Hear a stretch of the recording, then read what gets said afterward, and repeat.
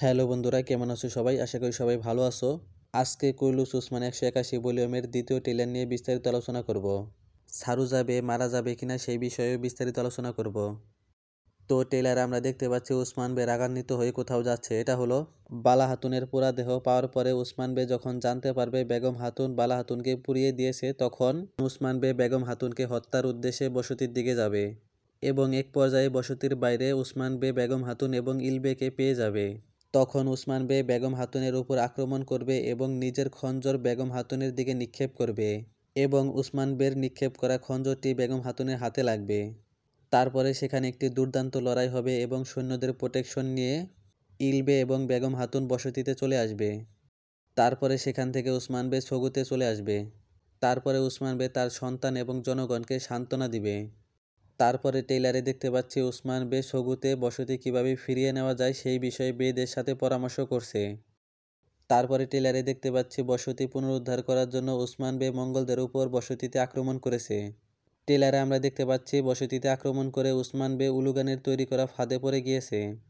সগুত নেওয়ার পরে ওসমান বে যে বসতিতে আক্রমণ করবে সেটা উলুগান আগে থেকে আন্দাজ করতে পেরে বসতিতে ওসমান বের জন্য ফাঁদ তৈরি করেছে। ট্রেলারে আমরা দেখতে পাচ্ছি উলুগান ওসমান বেকে কোণঠাসা করার জন্য বাইজেন্টাইন থেকে সৈন্য নিয়ে আসছে। ওসমান বে আসার আভাস পেয়ে উলুগান কিন্তু বসতির চারপাশে আগে থেকেই ফাঁদ তৈরি করে রেখেছে। যখন ওসমান বে ফাঁদে পড়ে তখন কিন্তু উলুগান তার সকল সৈন্যদের আক্রমণ করার নির্দেশ দেয় এবং উলুগান একটি ধনুক নিয়ে ওসমান বের দিকে তীর নিক্ষেপ করে।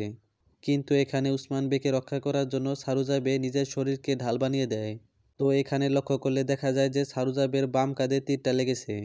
তো এখানে সারুজা বের মারা যাওয়ার একটি সম্ভাবনা আছে, তবে সারুজা বের মারা যাওয়ার কোনো আপডেট আমাদের কাছে নেই।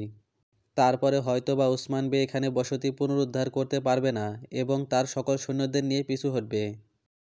ট্রেলারে আমরা দেখতে পাচ্ছি ইলবে এবং মঙ্গলরা বসতির সাধারণ জনগণের উপর নির্যাতন করছে, কিন্তু ছোট্ট আয়েশা হাতুন এই নির্যাতন দেখে সহ্য করতে না পেরে নকল ইলবের বিরুদ্ধে প্রতিরোধ করছে।